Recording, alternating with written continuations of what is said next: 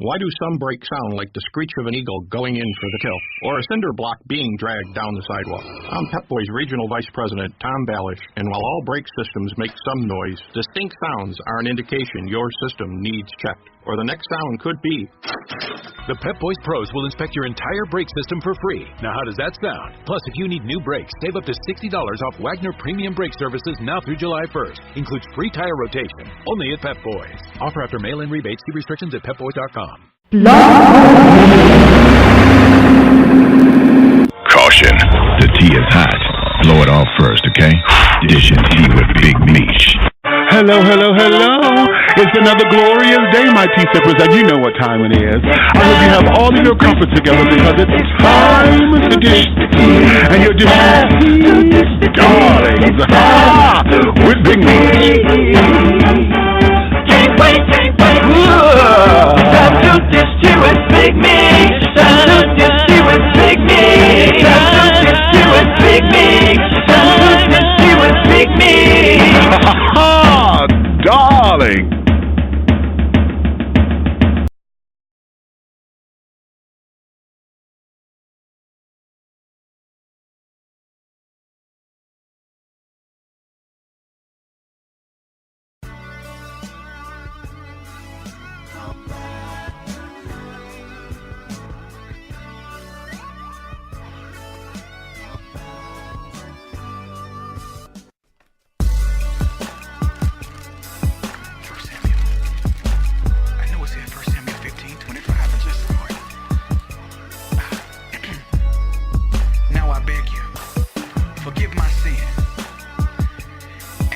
With me, so that I might worship thee.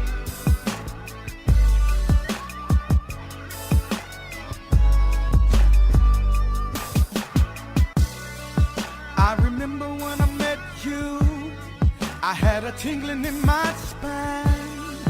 For the first time in my life, I was feeling mighty fine. But then I got comfortable and abused your trust. I failed you so many times, but to come back is a must. I'll always, I'm gonna always,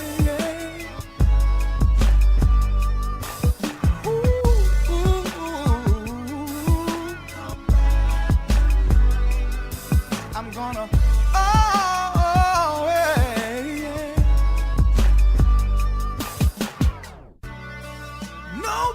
can do me quite like you do. You've given chance after chance. I'm in love with you. Said you know how to rock me to sleep in the middle of a storm. And I'm so proud to say that you're the only one. Oh,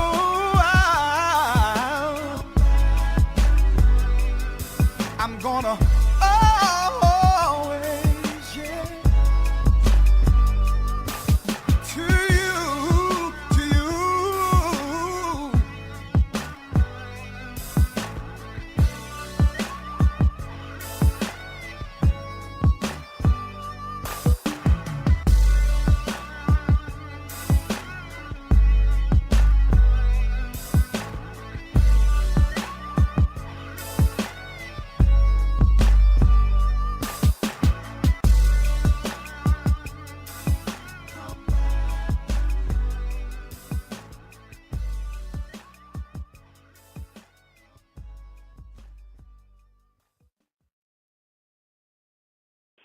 And hello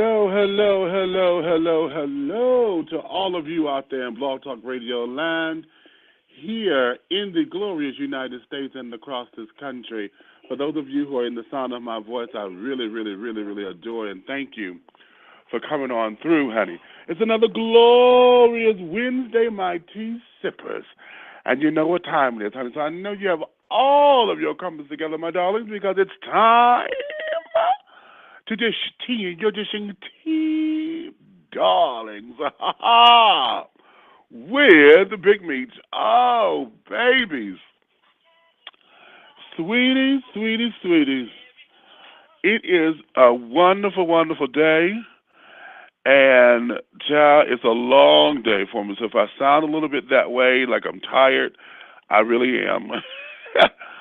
Y'all know I got this, that, and the third to do with the radio show. Then today we have the television program that we have to go into the studio to record, and then on top of it all, darling, I still have to go make donuts, honey.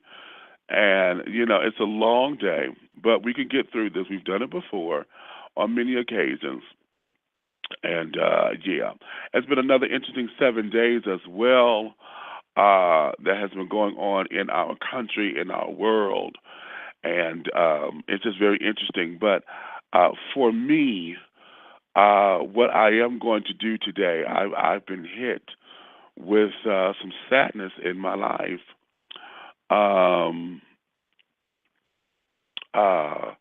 A dear, dear friend of mine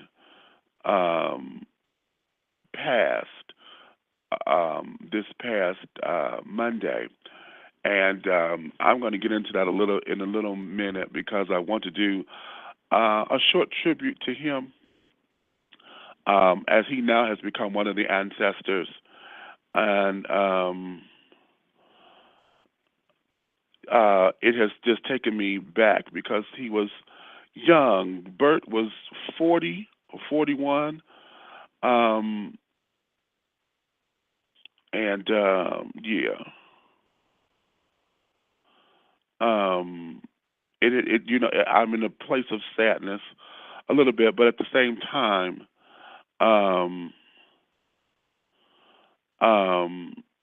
it's okay. Because I know that at this particular stage of the game, what Bert was going through, he is no longer, and that's cool. Although I was a little upset with God because with what was going on and things of that nature. So I'll get into that with the tribute. But the last 7 days have been very, very interesting for us all. But in the meantime, because of Bert's passing, today's show I dedicate to him, and also in the dedication, the subject of today's show is in lieu of him because he was an entertainment management, entertainer's manager, and he was into inspirational and Christian artistry. So my guest today is going to be in that particular realm as we celebrate the life of my friend. Okay? So it's going to be a wonderful, wonderful treat for you. So I want you to grab some crumpets, honey. I want you to get your people together. Bring some friends. See, this is one of those shows where you bring some friends along, child. Okay? Get some friends, your girlfriends, your guy friends, honey. Y'all get around, honey. Get some form of libation. I prefer tea. Mm-hmm. Now, for those of you who need stronger tea, if you do a Long Island iced teas and things, honey, well, it's a little early, but you do you, okay? Just make sure you got some crumpets and things because we're going to have a very, very good time with today's show. I'll get into that just a little bit. But right now, let me say this. Dishing tea with Big Meech is for mature audiences, that the language and or subject matters that you hear on this program are not intended for children or anyone who is not mature and or responsible enough to handle the subject matters at hand. So your listening discretion is advised, okay? Please understand that.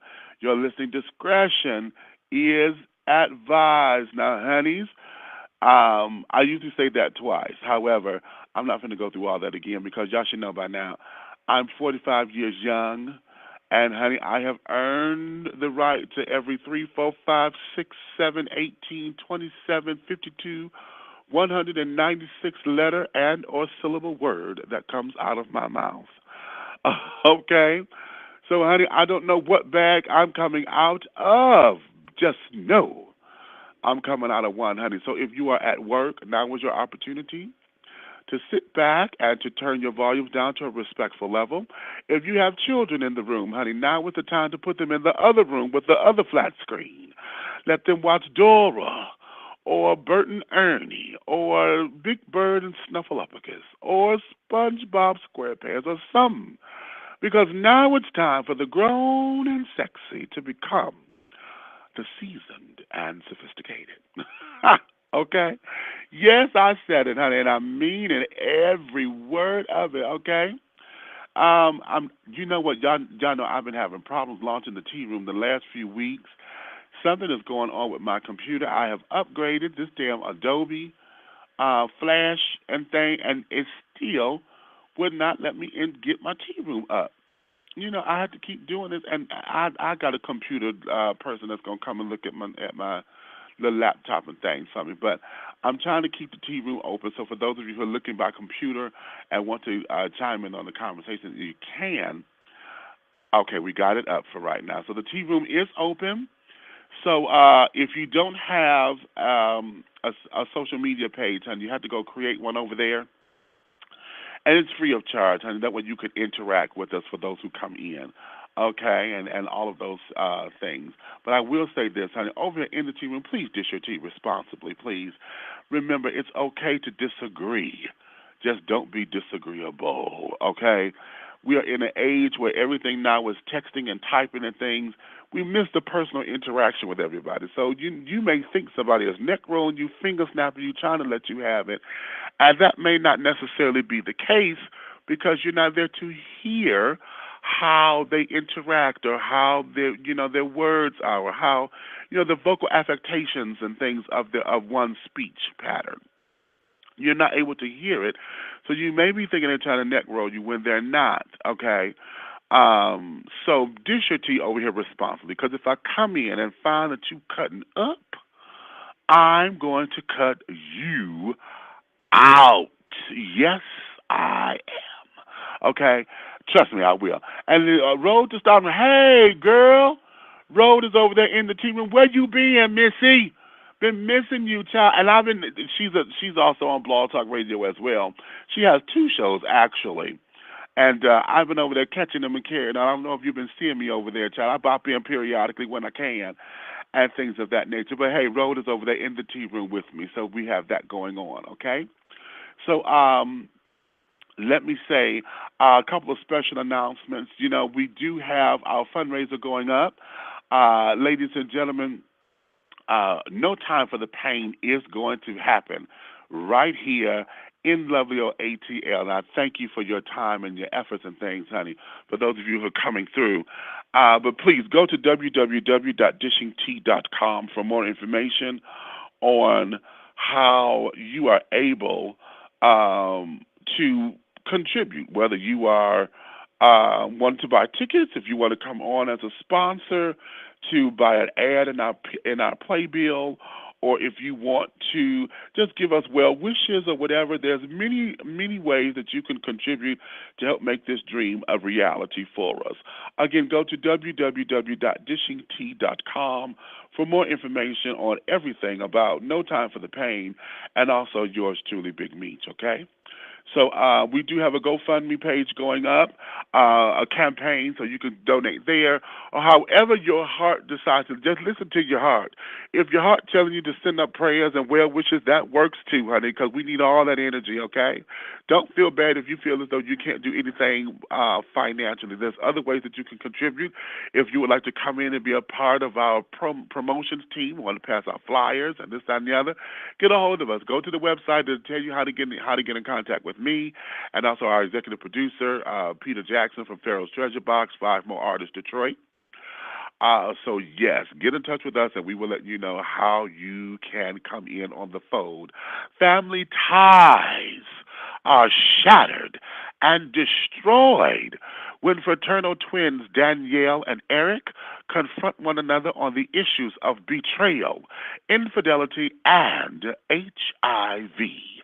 What would you do, ladies, if you found out that your fiancé, your husband-to-be of 7 years, was having an illicit, tawdry affair with your twin brother for 5 of those 7 years.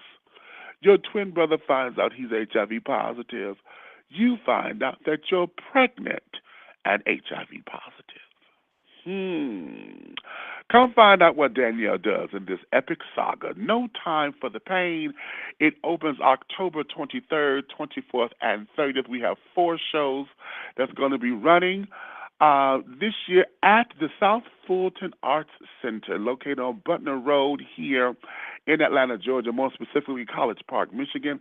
We're I won't say right around the corner, but we're in the same vicinity as Wolf Creek Amphitheater, for those of you who know a little bit about Atlanta. So, that there is what this is all about. Again, tickets are on sale now, and a myriad of ways how you can show your appreciation and your love to us to help this become a reality for us. Just go to www.dishingtea.com for more information. Also, a very, very, very, very special announcement. I have to say this. Last week, we had Angelo Ellaby of Double Exposure Media Relations on, and he talked with us about a new venture that he was going to put together, Club Fever, that was going on in Newark, New Jersey, that was supposed to be opening up on the 1st of August, where we had some breaking developments, and I have to announce to you that is not going to happen at this time. Angelo immediately had to sever ties with his business partner because there had been some critical information and some things that had got stirred into the pot, and he had to sever ties with Shakim Williams. I think that's his name. I know Williams is the last name. I'll update you guys on that. But he had to sever ties immediately because there was some possible fraudulent activity going on, allegedly. I'm going to say allegedly. I'm not going to, okay, we're going to say allegedly, that had gotten into play. So Angelo Ellaby of Double Exposure Media Relations will not be partnering with Mr. Williams to make Club Fever the spectacular that we were talking about. There's a new adventure coming down the pike soon, and when Angelo is ready to reveal that, he will then come back on the show at that time. However, but if you were listening with last week's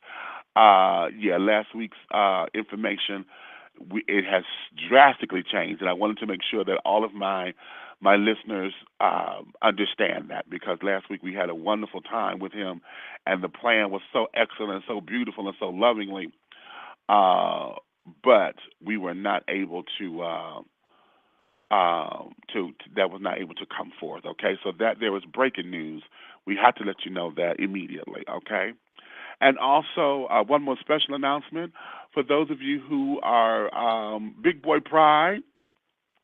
For big boys, honey, those, the man of size and those who love them. If you're LGBT and into the big boys, honey, Big Boy Pride registration is going on right now for lovely Orlando, Florida, at the illustrious Parliament House. Right there in Orlando, Florida, honey. Registration is going on now. So please go to www.bigboypride.com for more information about how you can register if you want to participate in Big Boy Pride 2016. I have not done my registration yet, but I am, because I finally got there, children. I finally got there this year. And y'all know I told y'all I got burned on the pool and things, child, trying not to have no sunblock and didn't want to contaminate the water in the pool. But guess what? My new word in my vocabulary is SPF 30 plus. Child, I'm going down there to make sure I don't burn no more, honey. I love the color. The color was sickening. But child, all that peeling and the pain that I went through, oh, no, we can't do that no more. So, so we got to make sure we do it the right way. So BigBoyPride.com for more information on how you can register if you would like to participate for Big Boy Pride 2016. The dates are April 7th through the 11th, 2016 in Orlando, Florida. The house, the hosting hotel would be the Parliament House. And then we do have other side hotels for your convenience and for your, however you decide to want to be luxurious on this particular event, okay? So those are the announcements that I have right now and opening comments. Let me take a small little break. When we come back, I want to just honor my friend Bert. Bertam Lowe is who I want to.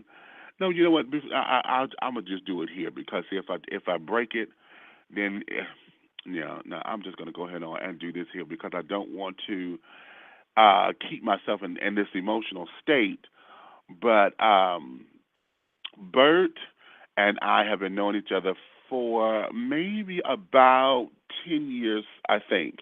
He was a part of the Unity Fellowship Church movement with me at one point, and when I moved down here to Atlanta 8 years ago, he and I had reconnected.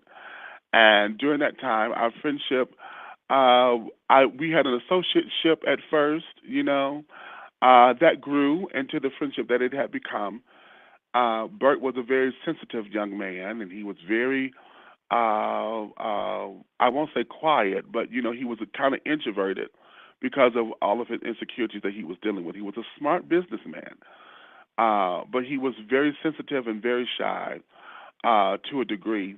He was always one who was dealing with his weight. I'm a man of size. Bert was a man of size as well. And he and I were always talking about, the ups and downs of trying to date and this, that, and the other, and being big men, particularly being gay big men. Because, as you all know, the dating pool is always is superficial, regardless of your orientation. But with the LGBT community, honey, everything is about looks and this, that, and stature and this, that, and the other. And my friend had he, like me, it was a catch-22. We would get into this whole depression kind of thing, and then it would make us eat, and we were emotional eaters.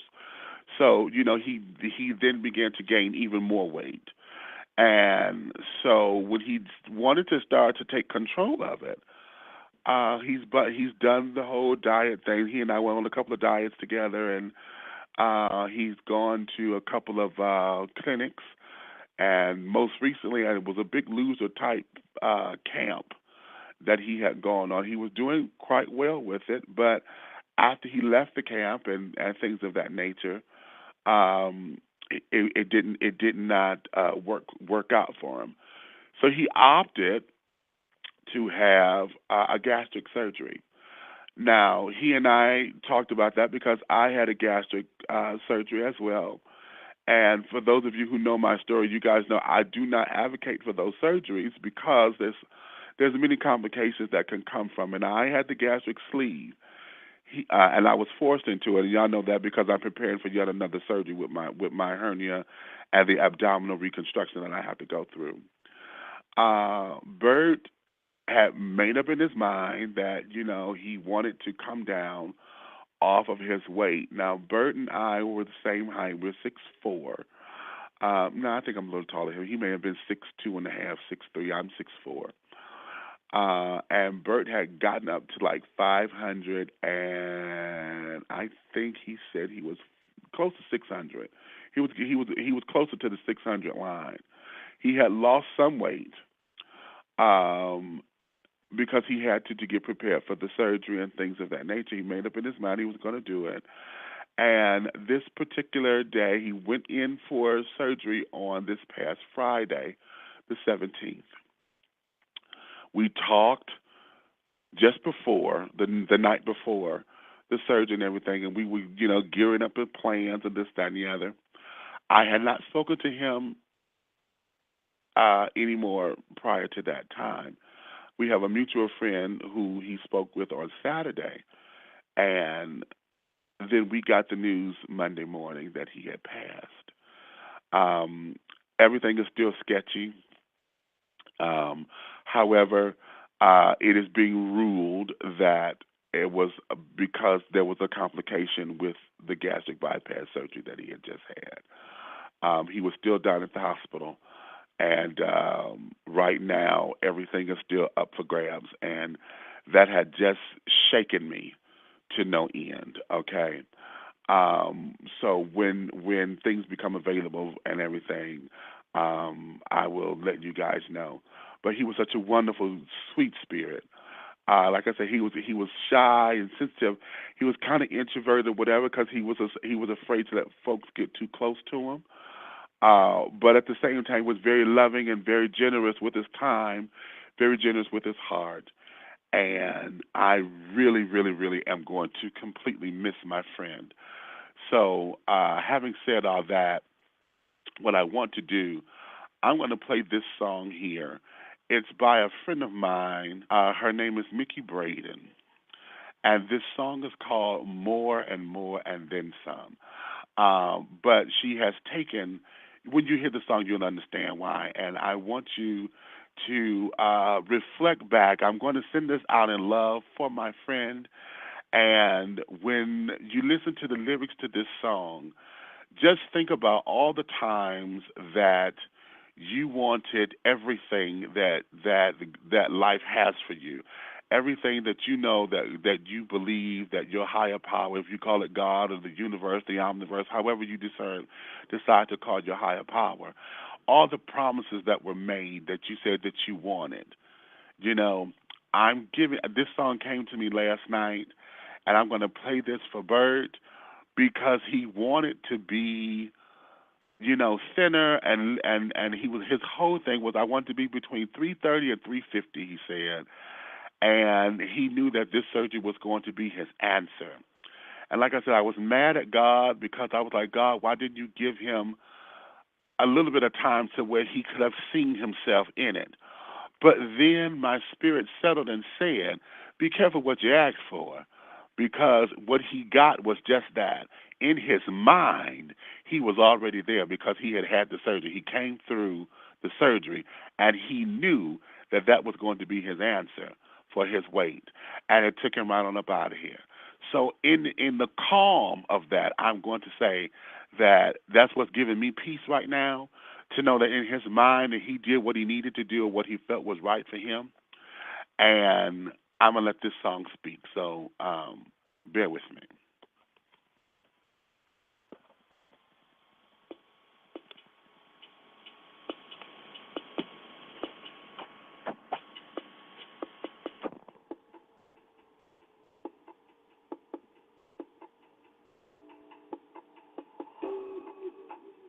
Music, we always hear songs speaking of love for someone else.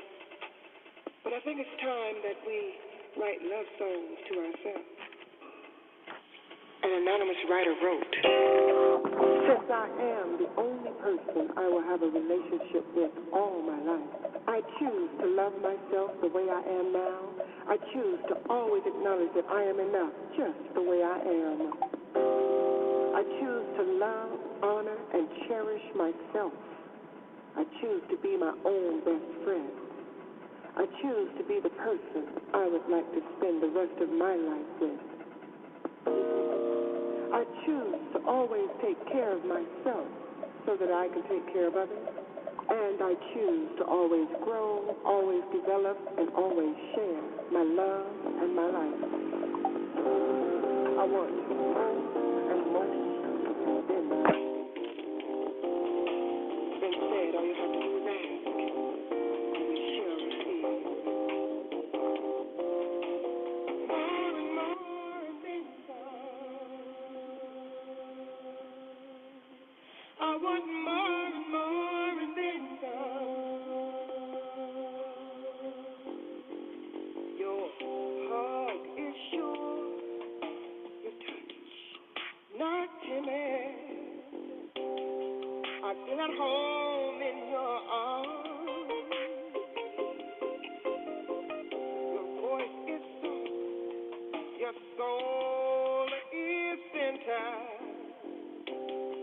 I'm overwhelmed by your charm. Fire burning in your heart feels like a warming glow of a setting sun that casts upon the waters of my soul. I can look into your eyes and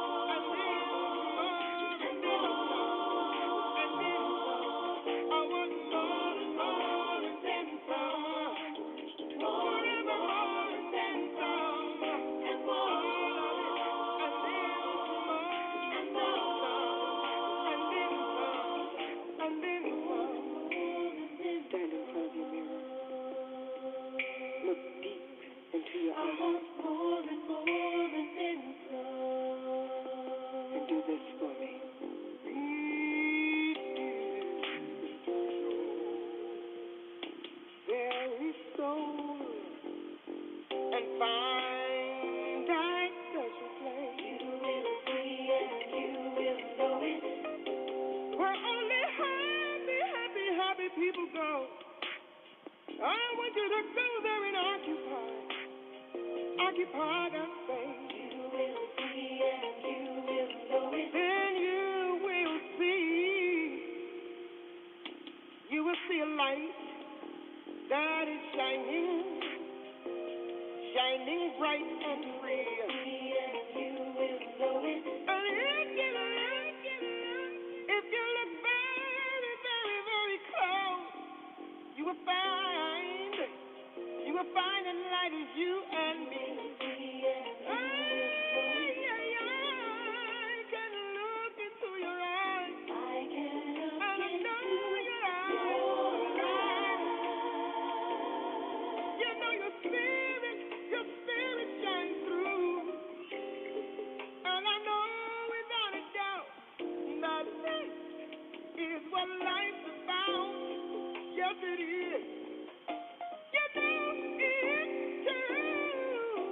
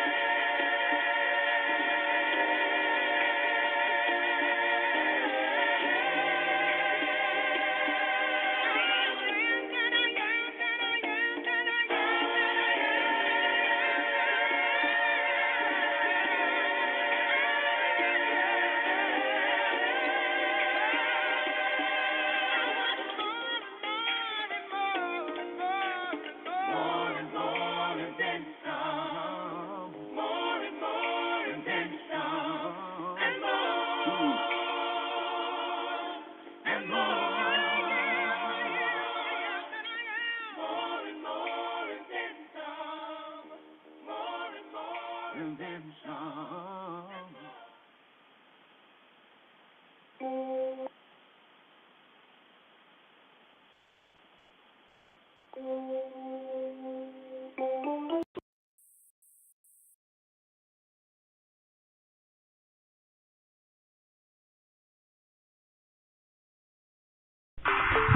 An educator, an entrepreneur, a poet, an artist. Sharon Williams Dean is Art by Sold, creating beautifully exquisite artwork for your home, business, gifts, or any special occasion. For more information, contact Art by Sold at 313-740-4904 or visit the gallery at www.artbysold.com. That's www.artbysold.com. Dishing Tea Entertainment, deliciously exposing your palate to a cornucopia of rainbow-colored dreams and a black and white reality, while cultivating the masses through a delicate blend of stage, screen, television, radio, print, and social media initiatives. For more information about Dishing Tea Entertainment, call Big Meech at 404-914-5610 or visit www.dishingtea.com.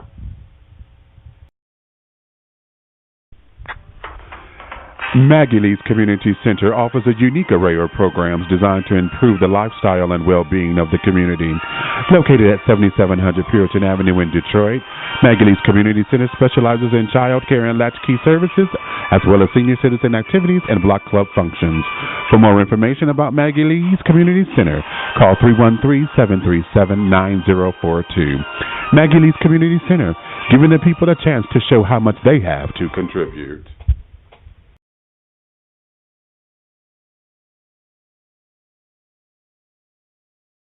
Okay, and we are back. You know, I'm so sick of these damn computers. I'm sitting up here trying to get the thing to come on and do what I needed to do, and the cursor keeps getting stuck. So I had to come on in and talk so that I don't have dead air. Ha, ha, ha. All right. Well, maybe this is the flow of it. So what we're going to do at this particular point is say thank you. Bert, that's for you, baby. That's for you.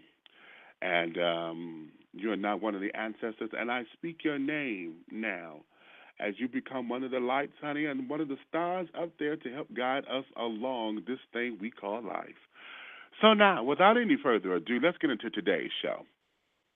And if you're just joining us and want to come in on the conversation, please feel free to call in. The number is 347-205-9183. That's 347-205-9183. Press the number one time. That lets me know you have something to say. You will hear the cue say you are now in the host queue. That means that your hand has been raised, and that means that I see you, and I will bring you in at the appropriate time, okay? So without any further ado, actually, no, I'm going to do this. Okay. I call today's show with his armor on. He is mighty. No, it's not Tony Starks, honey. It's Collier. Ha ha. Yes, ladies and gentlemen, as we celebrate the life of my friend, I was introduced to the sound of this young man that I believe would make Bert happy, as this young man is about to take his message to the people and letting the people take it from what it is and take what they need from it and grow and then move forward. Not only is he an inspirational singer and songwriter, he is also a pastor. Yes, Mr. and Pastor Collier Starks will be dishing his tea with me as we delve into the business of show from a Christian standpoint. We will get up and close and personal with the pastor, and we will let you hear what God has placed in his spirit to share with the masses. Now, if we have any time left over today, honey, any time, I'm going to open up the airwaves to you as well. And let you talk and get a little steam off of. If you want to pour some tea in the cup, honey, we're going to do that if time permits, okay? So without any further ado, let me welcome on to the show. This is the one and only. This is Pastor Collier Starks. Mr. Starks, Pastor, how are you? Big Meech, how you doing, man? I am everything, and everything is me. What's going on in your world is the better question. Just trusting God every day. That's all we can do. All right. All right. Well, that there is where we start at. Now, let's go into this because I want you to take a little time and introduce yourself to the people in your own way and in your own words, and let's get into why this journey it means so much to you. Well, it means a lot to me because at the age of 4 and 5, being gifted and just seeing God move in the church that I was in and watching my parents move throughout ministry and watching them trust God and Him deliver because of their faith, it just made perfect sense to me that I need to honor God as well.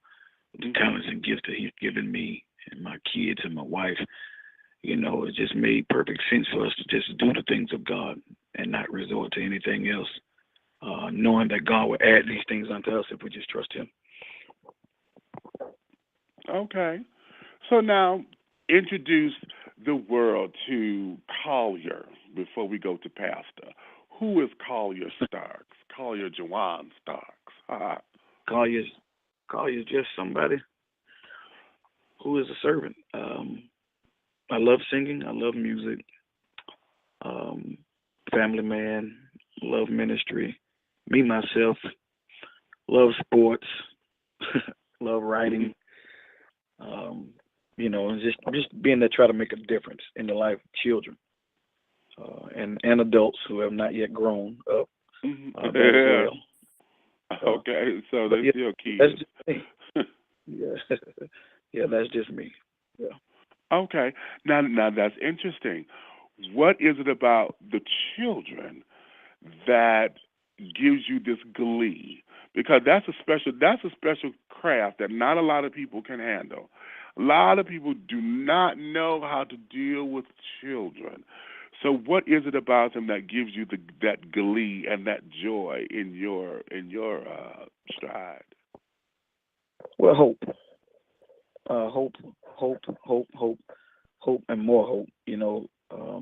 The Bible declares that we're born in sin and shaping into iniquity. And the thing about it is, they're going to make mistakes, but will we be patient enough to forgive them when they make them? It's amazing. I was just sharing with pastor friend of mine yesterday. It's amazing how we have to take time and teach them one-on-one the ABCs and 1, 2, 3s and how to add and subtract and write complete sentences and things of that nature. But you never have to teach them how to lie. And and will we be patient enough to adhere and to the things of God and allow God to work through us to them, because we might be the only Jesus that somebody see.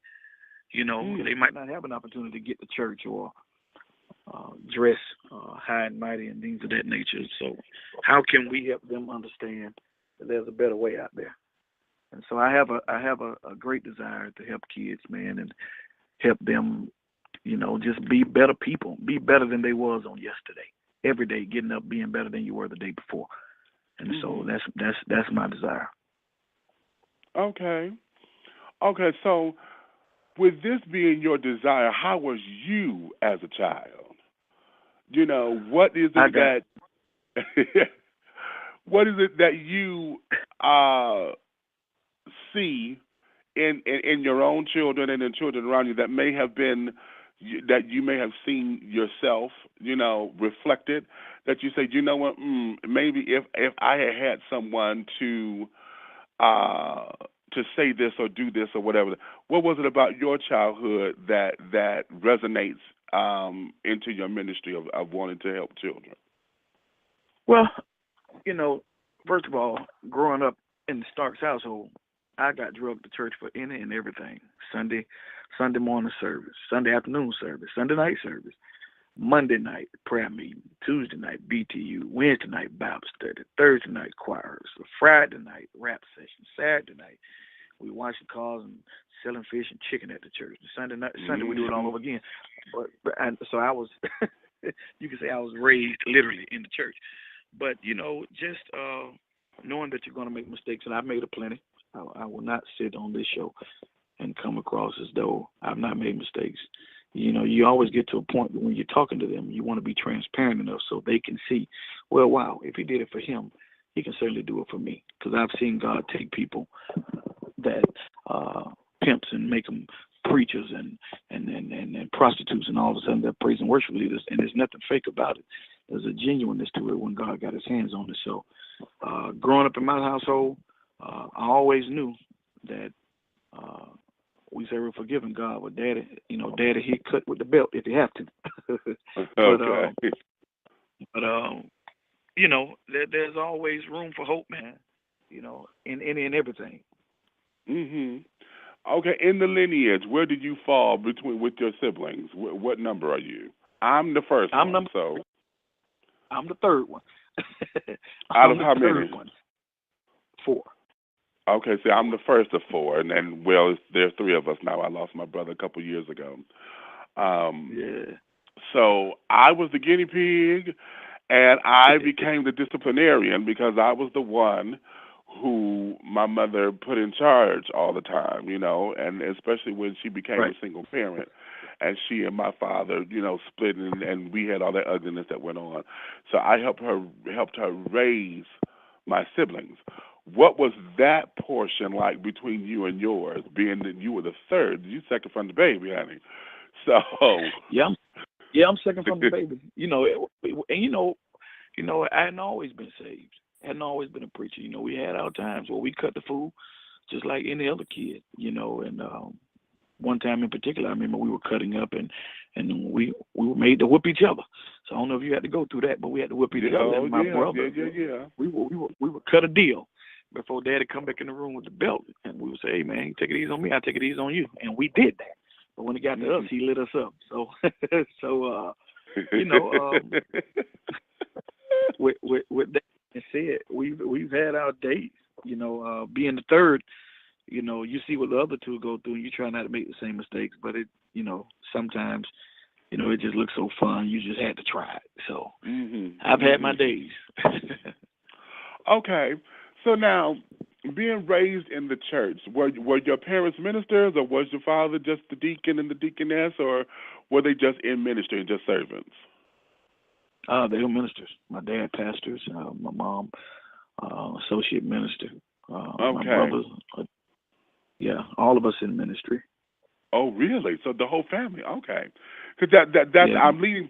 My question is, now that you've come through and you've become of age, you've grown up, you're no longer the child, you've become the man that you are, and stepping out into this, what was it that said, okay, I now want to travel and quote unquote come into the family business? Because if everybody's doing this now, this has become in proverbial sense the family business. So what was your calling to say, okay, let me take this and go into pastorship as well?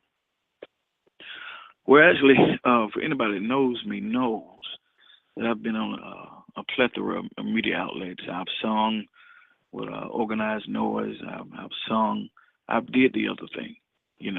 I've had representatives from Bobby Brown to Boys II Men come to the house and ask if I could tour.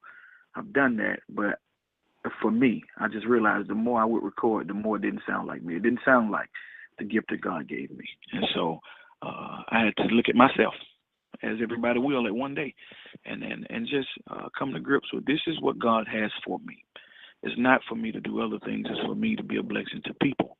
And if I take the gift that He's blessed me with and bless other people, then they too will in fact be blessed. So it was a no-brainer for me, even for writing and singing, music and background. It was a no-brainer. I mean, and I have fun. If you ever heard me sing live or preach, you can tell that I'm able. I joke around and say a lot that a good preacher should be able to preach with a Bible in one hand and newspaper in the other one.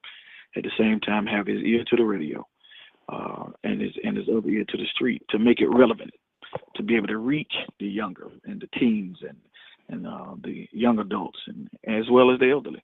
It has to be something that makes it relevant to make sure that you're making that connection with them. Okay.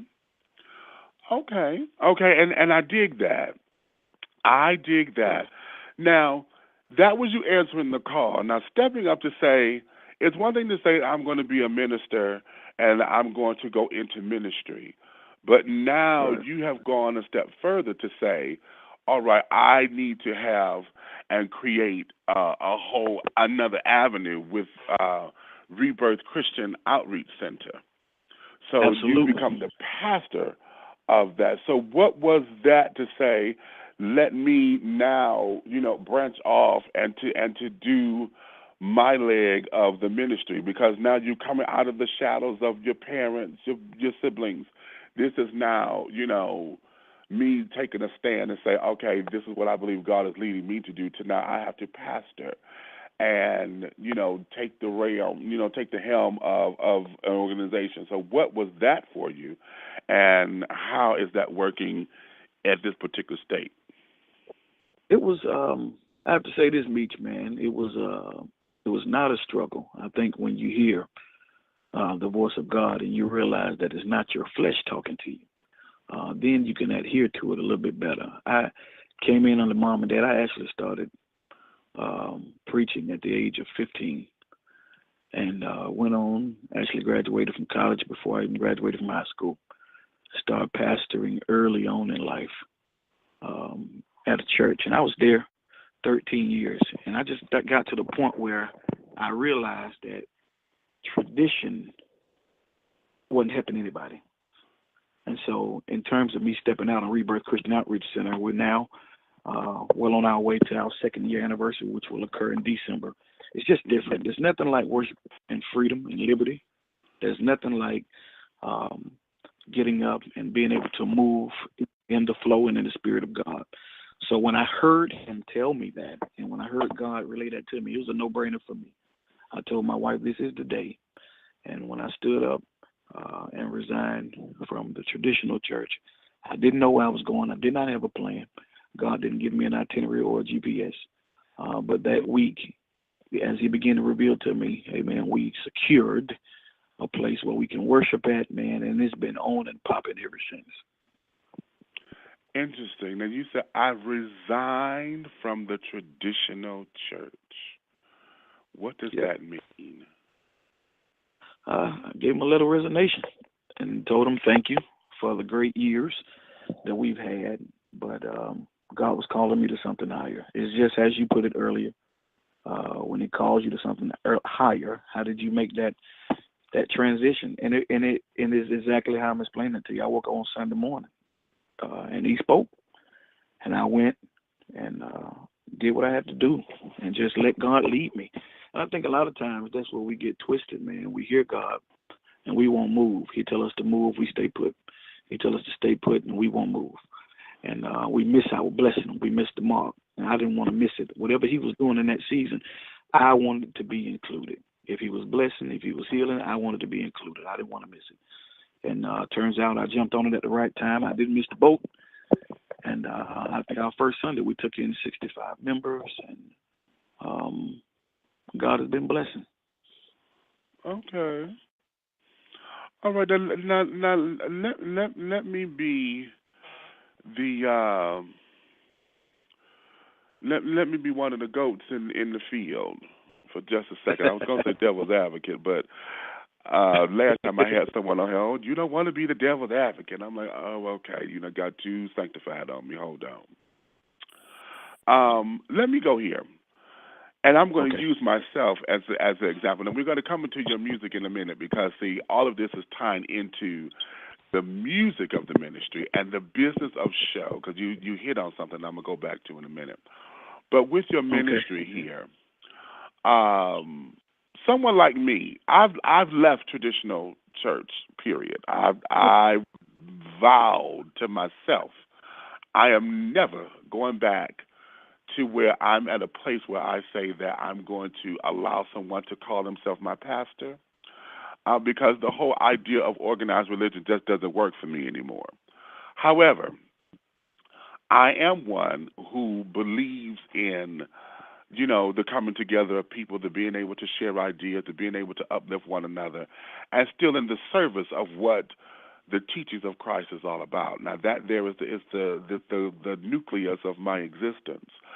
How is it that in dealing with people such as myself, or worse off for those who may, and I won't say worse off because I'm not going to make it as if one is better than the other.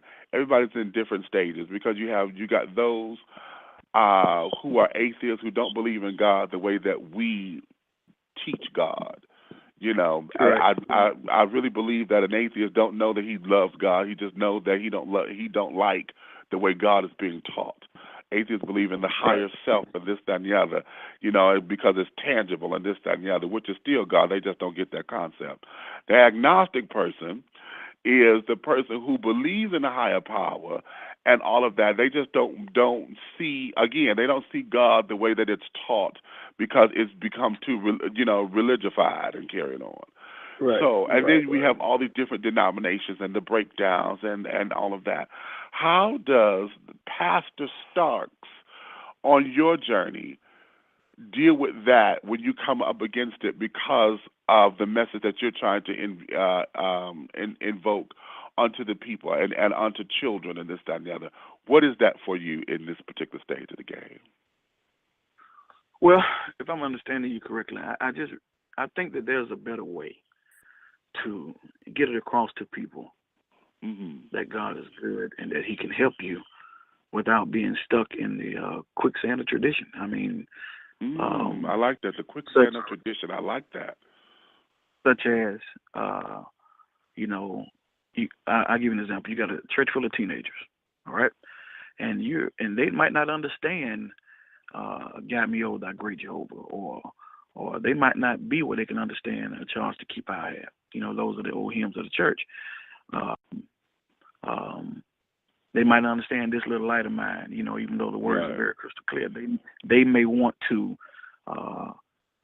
convey themselves, or they might want to be a part of a ministry that is not scared of letting the youth, or not scared of a word that comes across. Like me, for me, I've done the hooping thing. I can, God is good. I can do that all day with my eyes closed. I promise you I can. Right.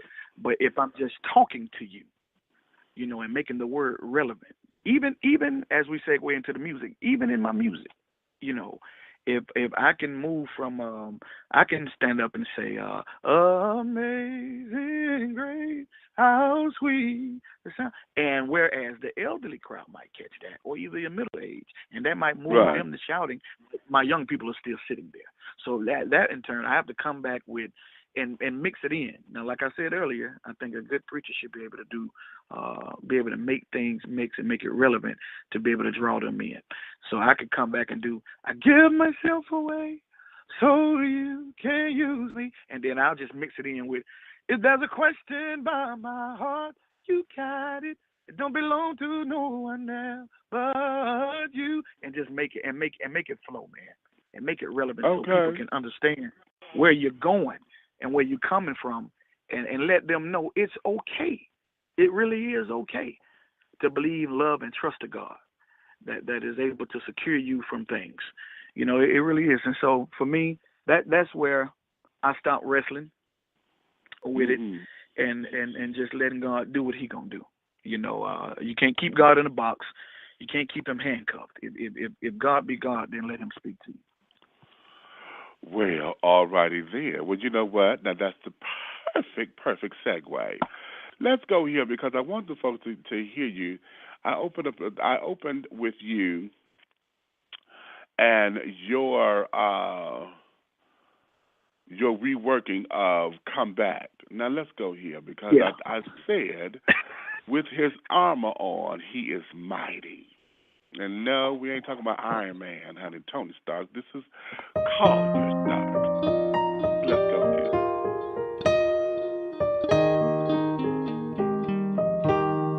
You are great, Lord. You are great. You are great, Lord. You are great. My soul does magnify your name, so great and mighty.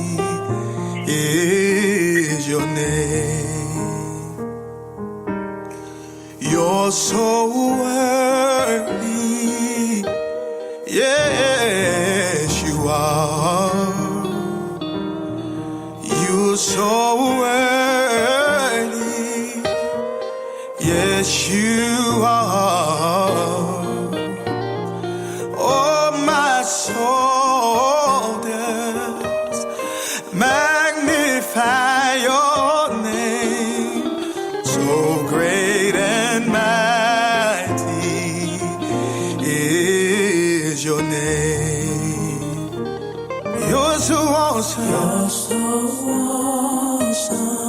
Ooh. Yes, you are.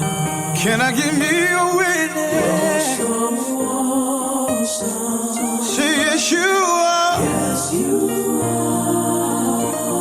Oh, my soul does magnify your name, Jesus. So great and mighty. So great. So great and mighty. Oh, so great and mighty.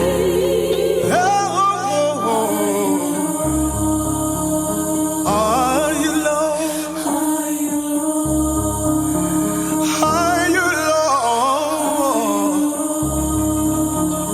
Are you Lord?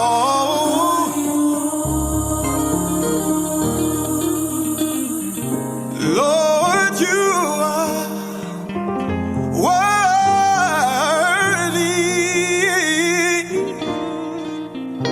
Lord, you are, yeah, worthy.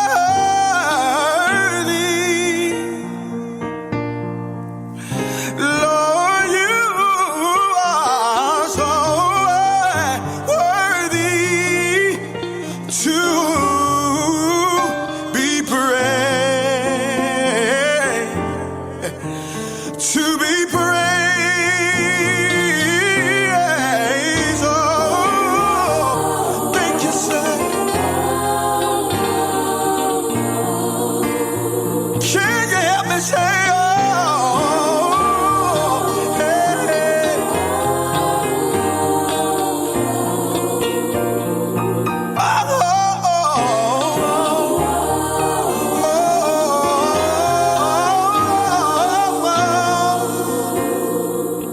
Mighty one.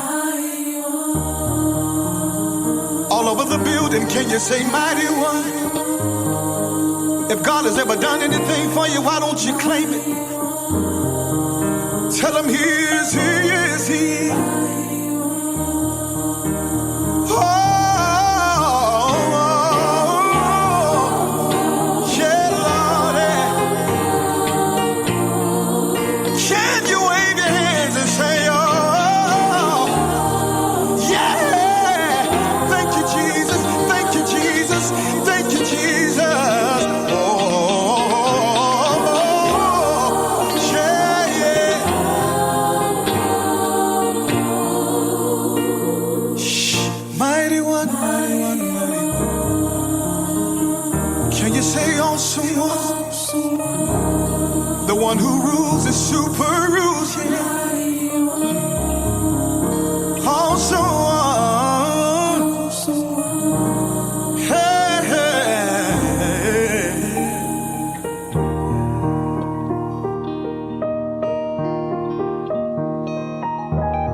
Lord, you're so awesome. We give you praise.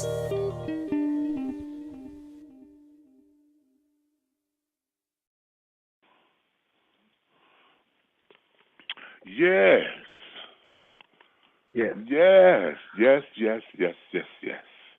This here is complete and total praise.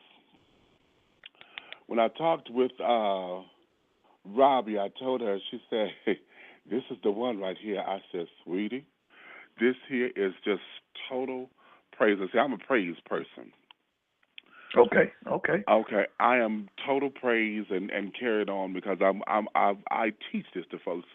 one of the things that a lot of folks want to do is everybody is so busy concentrating on prayer to where, they're stuck there. And I said, honey, God heard you the first time. If you learn how to praise, send up a praise report, then the blessings start to run down. You have to send up praise. That's what I teach folks. So with this particular song here, when I heard it, I said, child, yes, this is here. I could put this on rotation. And it's very somber. You can sit down and more so serene than somber. Just serene and clean and effervescent with that. So, thank you. Coming into the music, writing this, because I can tell you wrote this. Because it's very personal. You can always tell when somebody wrote the song because it's personal. Right. Coming into this and going into the singing and going into all of this and now putting the music with the ministry, what is that collaboration for you? Oh, man, it's awesome. I'm able to not only write from personal experience, but I'm able to write from things as it relates to the Bible. Like I say, I can read the scripture, whereas the average person might not understand. I can make it relatable going forward. So it helps me if I need to reach and grab a song while I'm doing ministry. It helps me be able to just reflect back on things I've been through, things I've encountered, and just put pen to paper and write it. And because I know that we go through things. Sure, we go through them, but we're actually going through things for other people. I might meet somebody tomorrow that might be going through what I just went through on Friday. And I need to be able to tell them not only that he'll do it for you, but how he did it for me. And so that is what makes it all the better and sweet for me. Okay. So now let's go here because we have you now recording and you're writing songs, and I want to go back to that place where you said, okay, we've done the whole the television thing. I was reading your dossier, and you've had a number of television appearances, and you've done the BETs the way we do it. Who's who among young African ministers. Some publications on you and carrying on. And you've been approached by folks from, the secular camps and things. What is different about this particular venture now with you having musical product and you wanting to get your music out there? What is different this time than it was the first time? The difference in it is I don't have to wait. And be honest with you, I don't have to apologize for anything. I'm able to be myself. I'm able to just speak from my heart, and I'm able to just put it on paper, what I really mean and what I really want to say, without being dictated to by the commercialism of it. I can say Jesus and not worry about nobody getting mad, or not worry about if I'll be in rotation or being played, whereas before, when you're dealing with a certain crowd or certain artist development or whatsoever, whatever you're dealing with, they want you to be like this when you wanted to come across like that.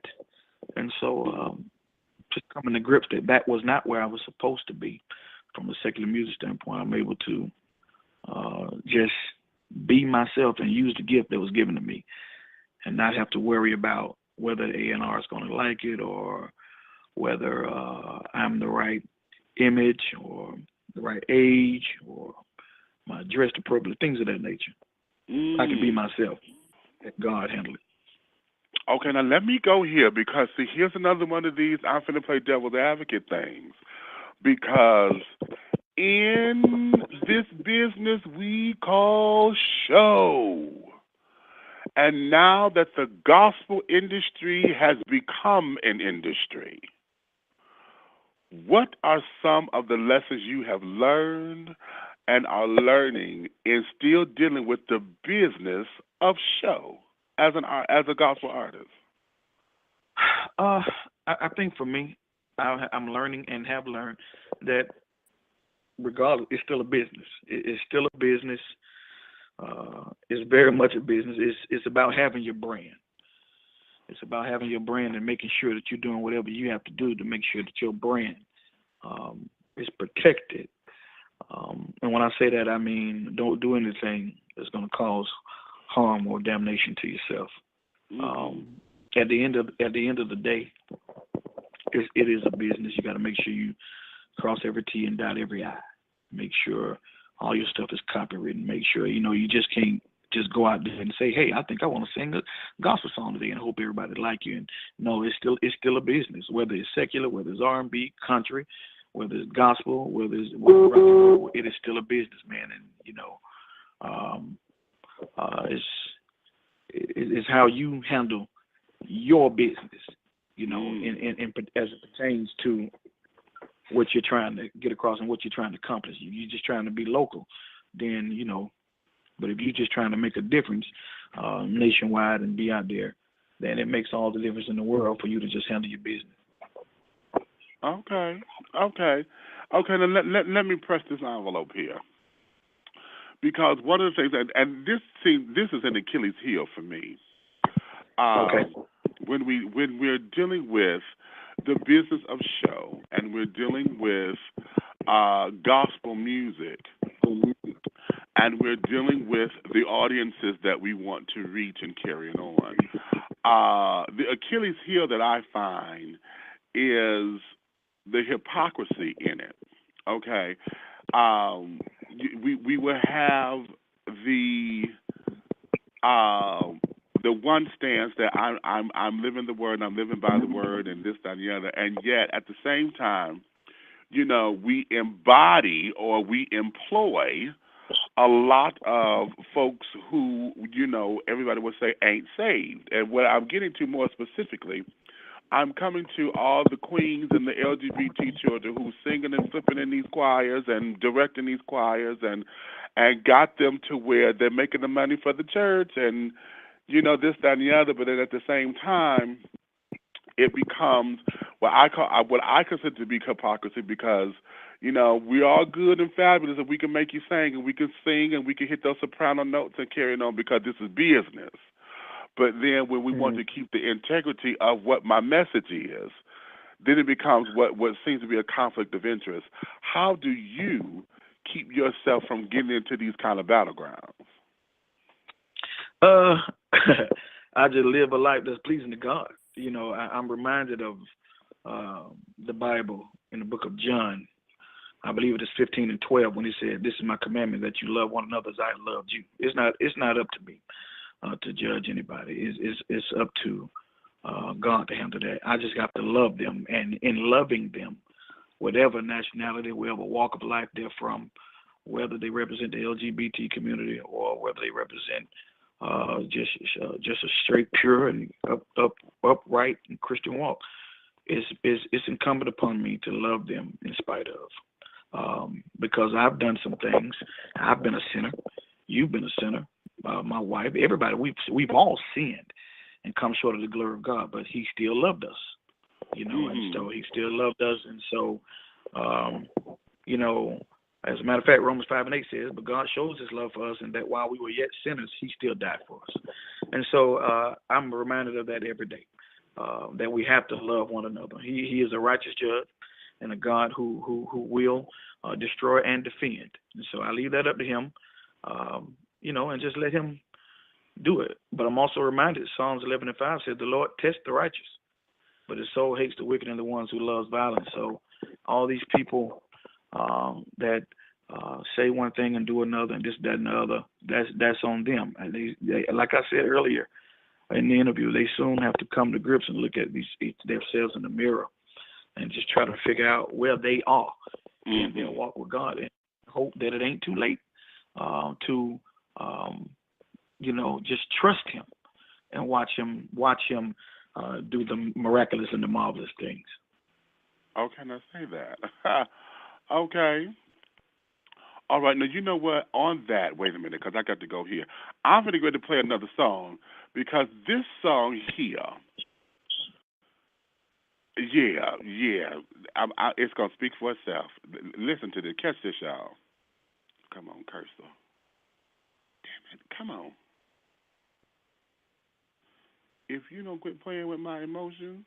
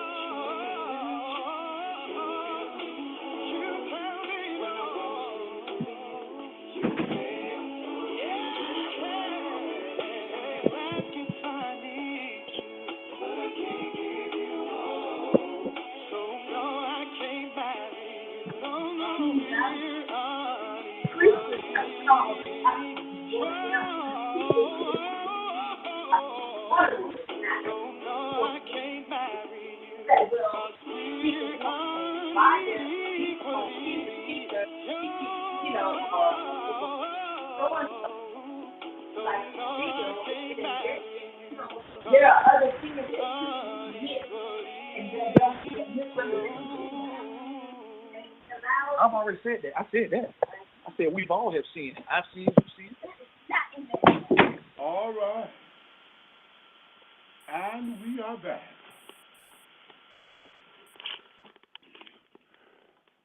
Yes, that song right there. When I heard that song, I said, oh, wait a minute. This song says everything. Okay? Yeah. This song says everything. And this song hit me in a way that I didn't think it would, but I was like, oh, wow, wait a minute. You know, coming into the truth and the realization of, wow, do I really got to let you go? You know, do I really got to let you go?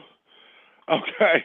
And it's one of those, it becomes a please, baby, baby, baby, please, but it becomes that to God in some sense. And then when you make peace with the fact of, yeah, I got to let you go, you know, because it becomes a peace thing. Writing that song and carrying us through that, what was that whole experience like when this song came into being? Because this here, if there's ever been a man song in gospel music, I don't think we don't have a lot of men's like songs. You know, if that makes sense. Right. You know, when men in gospel music, they either gonna sing hard praise or, you know, is hard testimony. This here is a man's love song from God to for self. You know what I mean? I'm getting myself together. I'm getting my head together as a man of God. That this song is everything. You know, and it hit me like that. So give me a little background on this one. Well, it's exactly what you said. You know, fortunately for me, I didn't have to go through this. But I wrote it from. Yeah, me and my wife actually just celebrated 15 years. Happy 15 years. Oh, bless it. Yeah, man, we had a great time. Got 3 wonderful kids. But I wrote it from the standpoint, like you said, from a man's standpoint, who's trying to get himself together, but he still got one foot in the street. And so, coming to grips with himself, I think the visual I can give, he finally got enough nerve to look himself in the mirror, as we were referring to earlier, and come to grips with the fact that, hey, I can't do this because I'm seeking holiness, and this cannot be a part of what I'm trying to do. Mm-hmm. All right.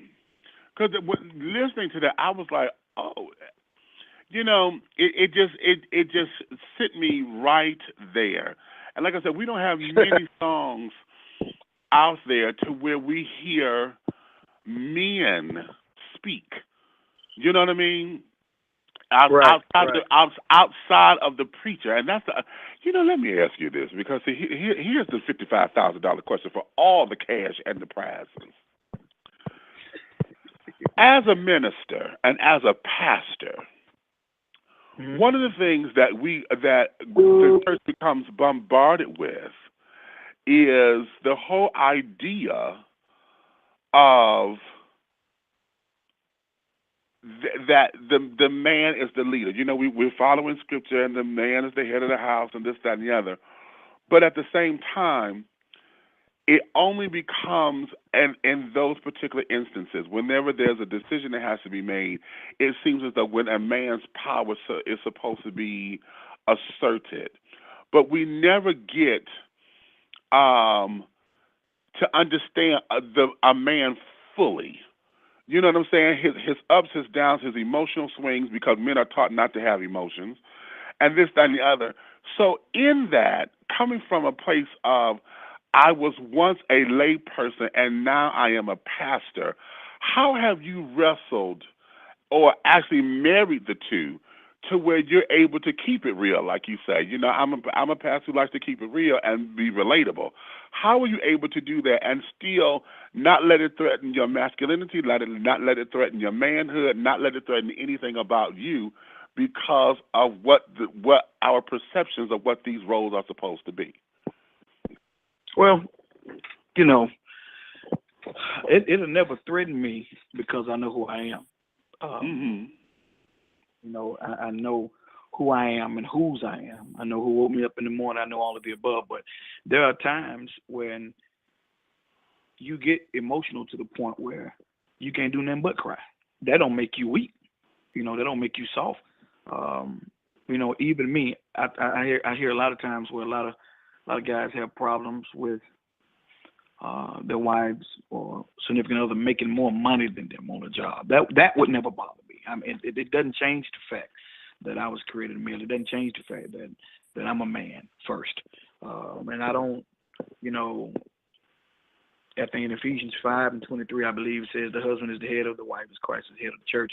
His body himself is Savior. Then it goes on to Ephesians 5:1. If you back up, therefore be imitators of God as beloved children. I believe if you walk in love, you don't have to wrestle with those issues. If you be yourself, I don't have to dumb it down to my wife, and she respects me in that regard, and I also respect the fact that she has an opinion. It's not about I'm the dominator. Hey, you do what I say do, but this is what God say do. No, it's not about that. It's not about that. It's about coming together in a unity. And be honest, if for those who are listening out there in the radio world, that's my message to everybody. It has to come a point where we'll be able to work together and you love one another. It's too much going on. It's too much killing, judging, belittling one another to get higher up in class or in the world, or making somebody look less fortunate than you are. We can't do that, man. We have to continue to love people. I love people in general. I love the things of God, and everybody ain't created the same, and everybody ain't built the same, and so, I'm not built as a man to feel soft or weak. I'm just not built like that. If I cry, hey, I cry. Whether it be at a funeral, whether it be, I ain't gonna cry with no movie. but whatever the case. You ain't got the right one to touch it yet, bruh. Right. Okay. And my wife, we've had some great times. We laugh together, we cry together, all of the above. It's just been, it's just good, man. Just to, be able to, and it's a release. Your tears ain't nothing but a release. Your tears ain't nothing but a release of pain and the sorrow. Paul Morton wrote that song, I Won't Have to Cry No More. And it's a good song. There's nothing, your tears ain't nothing but a release of the pain and sorrow and of grief. But, weeping may endure for a night, but joy comes in the morning. And that's what I always look for. There's always a silver lining in the cloud. All right. We have a caller, 248-915. You have a question? 248-915. Come on in. Hello, caller. You're on the air. Hey, Big Mitch. Hey, Mitch. How you doing? I'm good. What's up? Nothing much. I want to ask the brother, I got a question for you. How you doing? I love your work, by the way. Your voice and everything is really great. And I'm a good friend. I'm Brother Curtis. I'm a friend of Robbie's. Okay. How you doing, man? I'm well, man. I am well, Pastor Starks, Minister Starks. If you had to say one thing right now, today, to change the world or to impact the world, what would it be? I didn't hear your question. What did you say now? I said, if you had to say one thing right now today to change the world or impact the world, what would it be? If I had to say one thing to change or impact the world, what would it be? Mm-hmm. Be transparent. Ooh, that's good. That would be Didn't we just have this conversation? Go ahead, I'm listening, Pastor. A lot of times we have to put ourselves in the position of somebody else. I think I said it earlier. I might be going through it today, but tomorrow it could be me in the soup line. It could be me homeless or needing a dollar. Because all of us are a paycheck away from being on the street. So I think with that being said, if I had to say one thing, to be transparent. We all go through stuff. You can't look down on anybody for what they're going through or what's going on. As a pastor, I'm able to serve the word of God. And God gives us all free will and free choice. I can't make you swallow the scriptures. I cannot. That's on you. I can serve it to you, but that's on you. And at the end of the day, it is my prayer and my desire that we love and trust God enough to know that He ain't gonna, number one, put more on us than we're able to bear, and number two, He never put us in a position that we'll fail. And so, that's what it would be for me, man. Be transparent. Okay. That is actually a very good answer. And another thing you ain't covered yet, but I'm really curious. If I needed to get in touch with you to book you, how would I do that? If you need to get in touch with me to book me, just shout Jesus. Just shout Jesus, and I'll be there. No, I'm kidding. All right. All right for the super hearing. Right. We're on Facebook, and actually you can reach us out on Facebook at Rebirth Christian Outreach Center. Again, on Facebook, Rebirth Outreach Center. Also, you can reach me at rebirthcoc@gmail.com, as well as RobbieRayManagement.com. Okay. And who is Robbie Ray to you? Robbie Ray is a great friend of our family. Man. We've been knowing Robin probably almost 16 years, and she's always, she's been a good person, man. Her and her whole family. We're all close, and she's a good person. Yeah, I've known Robbie for I think 2 years now, and she has been so consistent in my life. I was just getting clarity for radio listeners about how to get in touch with you and the different venues. I was listening to your music. Very influential. Meech asked you a question about the male aspect of the music, which is wonderful. Okay. What inspires you to write these songs?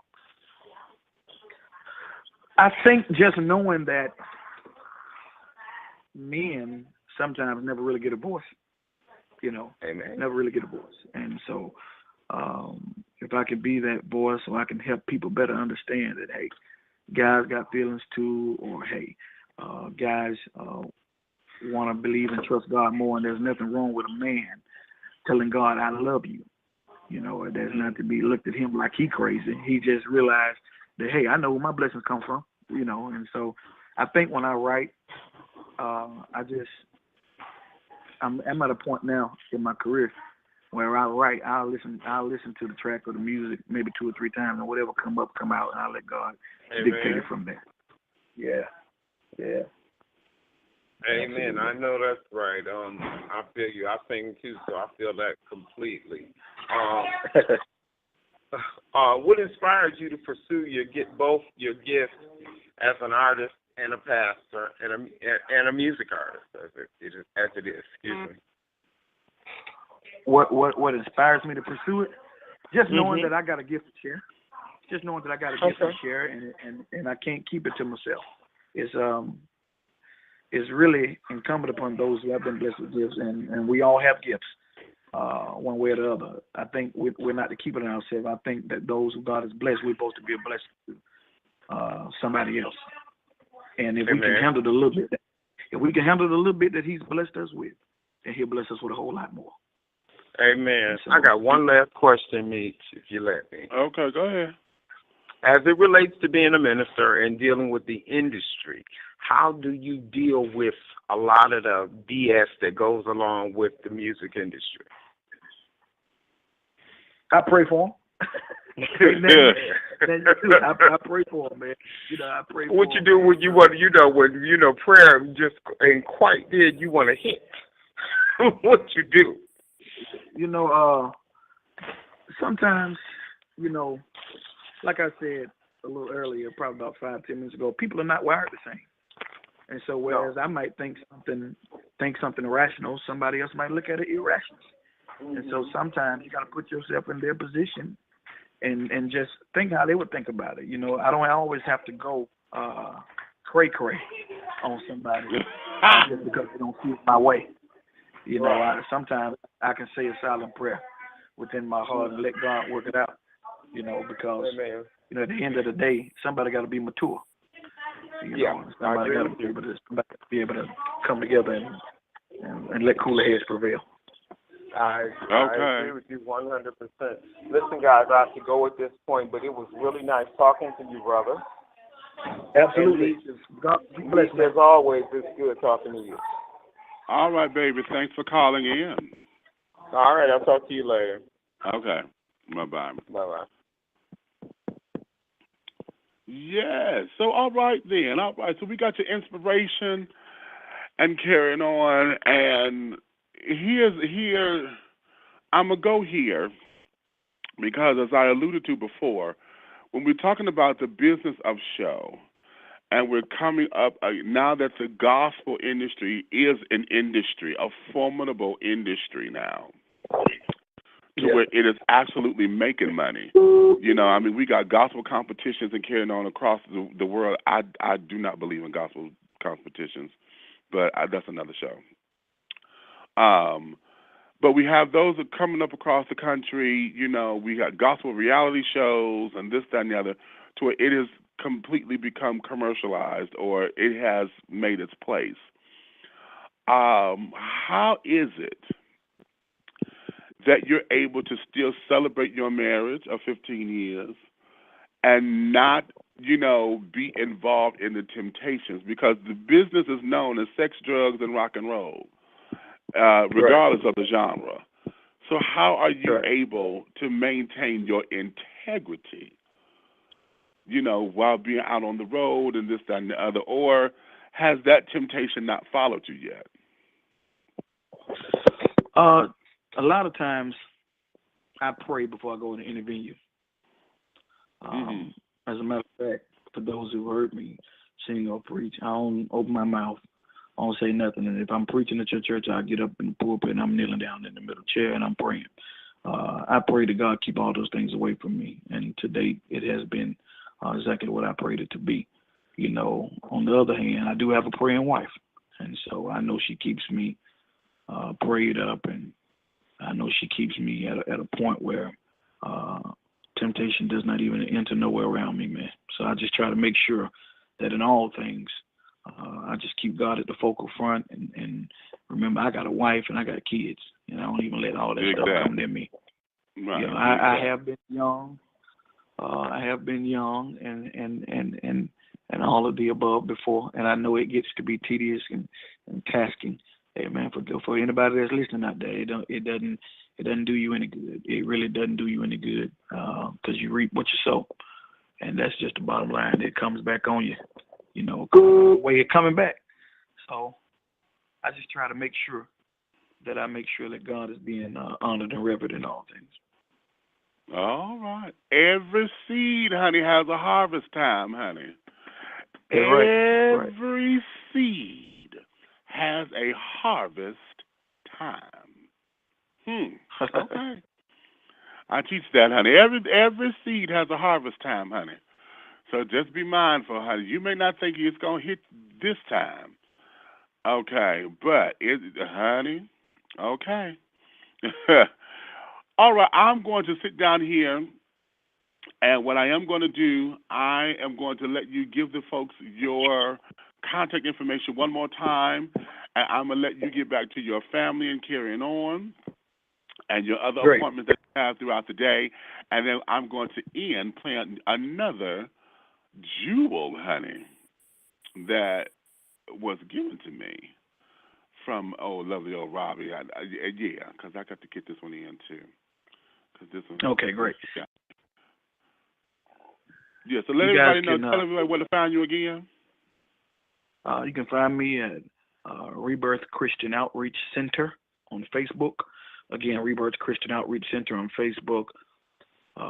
Also, you can email me at rebirthcoc@gmail.com for all ministry engagements. For an artist engagement, you can reach me at robbieraymanagement.com, and I look forward to it being a blessing to you.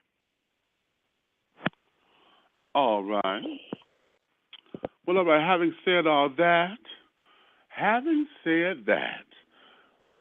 I am going to let you get back to your wife and children and things of that nature. But before we do, I am going to play this one song that I think sums up everything that you just said within this last hour and a half.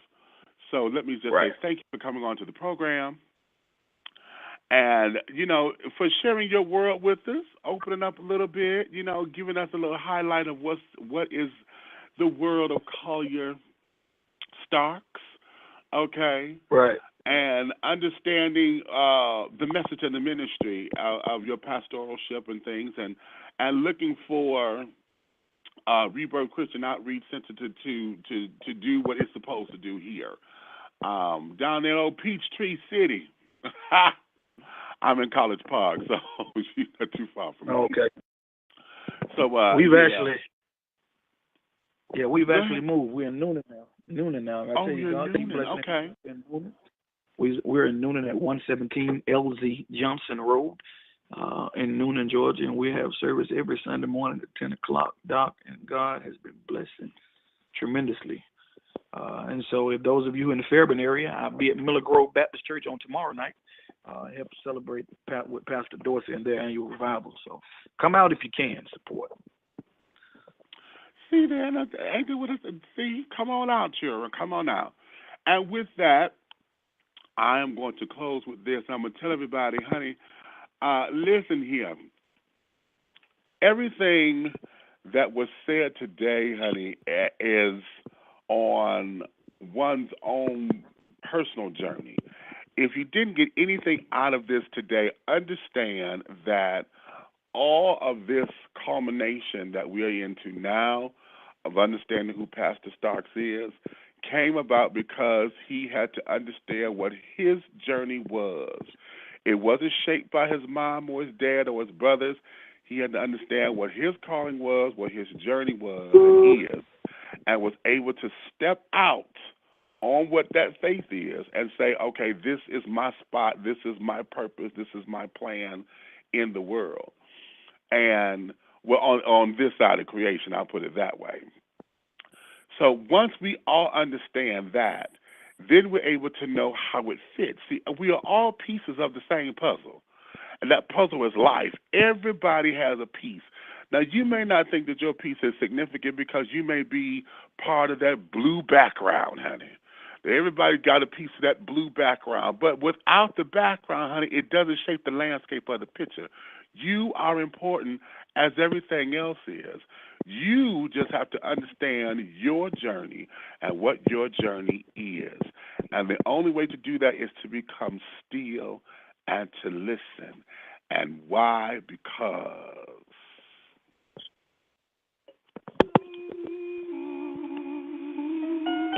regardless of your situation, God can bring you through because He's the greatest. He's the greatest of them all. He's the master of my soul. I lift my voice and I want you to understand He's the greatest God of all. He's the greatest of them all. He's the master of my soul. I lift my voice and I want you to understand He's the greatest God of all.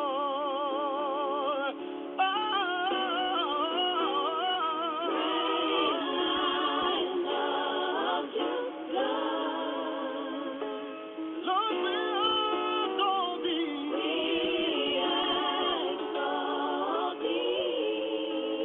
We give You all the glory, give You all the praise, yeah, yeah,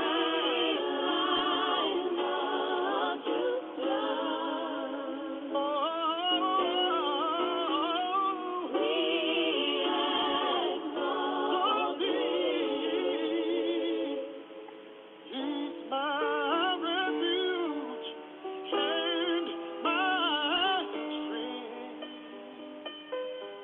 a very present help in the time of need.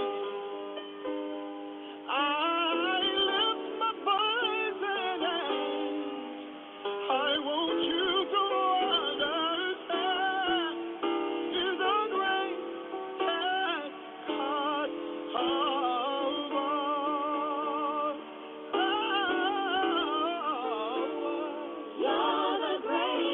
How many know he's the greatest of them all? Why don't you tell him? If God has never done anything for you, now is the time. You ought to be able to lift your voice and tell God, I need you right here and right now. I won't let you go until you bless me. Listen, if you want something you've never had, you got to do something you've never done. If you want a blessing, if you want God to change your life, change the atmosphere, I dare you to tell God. You're the greatest. No, he is the greatest. Oh, yeah. You're the greatest.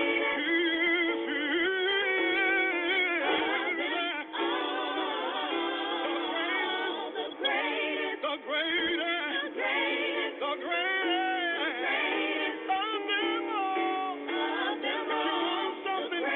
And you need it right now. Wave your hands. He'll show you how. The greatest. There more. He's the greatest God of all. Remember, if you be good to God, he's the greatest. He'll be good to you. He's the greatest. Amen.